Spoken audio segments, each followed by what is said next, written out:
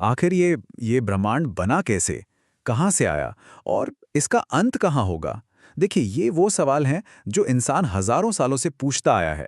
और विष्णु पुराण वो सिर्फ एक धार्मिक ग्रंथ नहीं है, बल्कि इन्हीं सवालों का जवाब देने की एक बहुत ही गहरी कोशिश है। एक ऐसी कहानी जो हमें सीधे सृष्टि की शुरुआत में ले जाती है। और मजे की बात यह है कि विष्णु पुराण की शुरुआत भी ठीक इसी सवाल से होती है।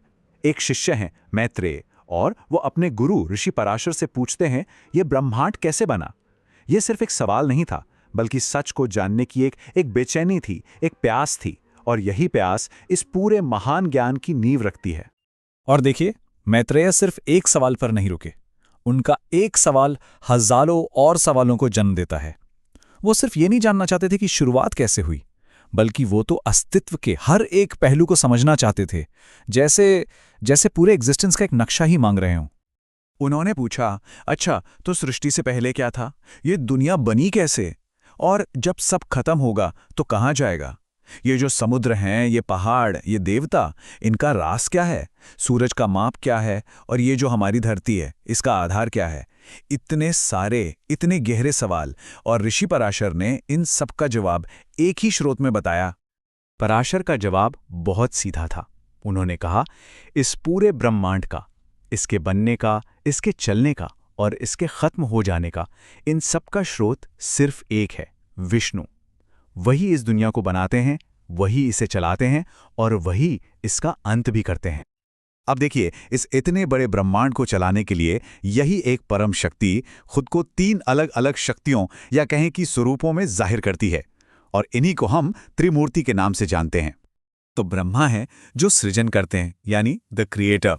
विष्णु जो इसका पालन पोषण करते हैं, द प्रिजर्वर। और शिव जो अंत में उसका विलय कर देते हैं, द डिसॉल्वर। ठीक है, ये तो समझ आया। लेकिन सवाल ये है कि ये सृजन की प्रक्रिया आखिर शुरू कैसे होती है? पुराण में इसका एक बहुत ही फैसिनेटिंग प्रोसेस बताया गया है। सृष्टि की शुरुआत होती है दो एकदम ऑपोजिट, बिल्कुल विपरीत लेकिन फंडामेंटल सिद्धांतों के मिलने से।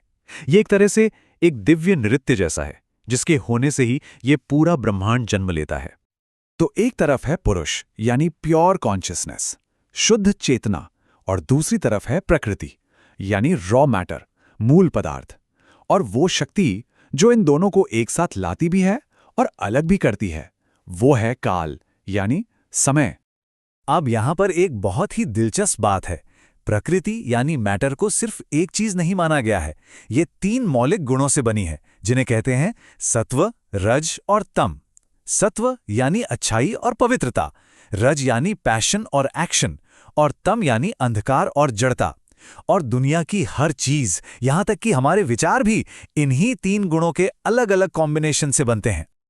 तो सोचिए, अगर सृष्टि के बिल्डिंग ब्लॉक्स इतने गहरे हैं, तो फिर इसका जो टाइम स्केल है वो तो हमारी कल्पना से भी परे है।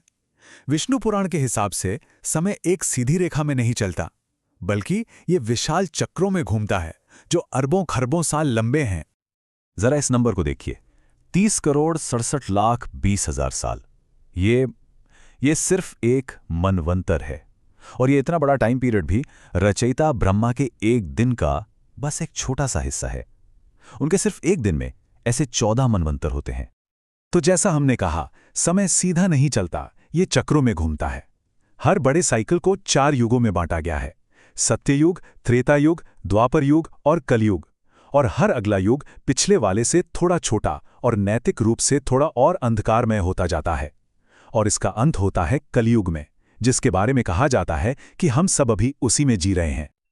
और ये जो कॉस्मिक डांस है ना, ये कभी खत्म नहीं होता। जब ऐसे 1004 युगों के साइकिल पूरे हो जाते हैं, तब ब्रह्मा का एक दिन खत्म होता है और प्रलय आता है। सब कुछ एक कॉस्मिक ओशन में घुल जाता है। लेकिन ये अंत नहीं है, ये तो बस एक नई सुबह और एक नई सृष्टि की तैयारी है। तो ठीक है, ये तो हुई ब्रह्मांड की बात, लेकिन ये इतनी बड़ी कॉस्मिक प्रोसेस धरती पर जीवन को कैसे जन्म देती है?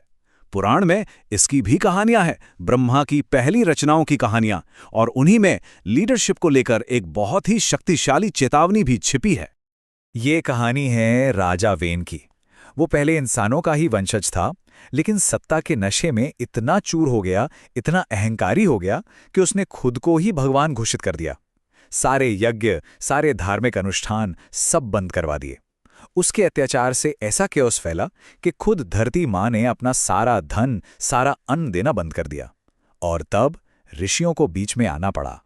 और जो हुआ वो बहुत ही नाटकीय था।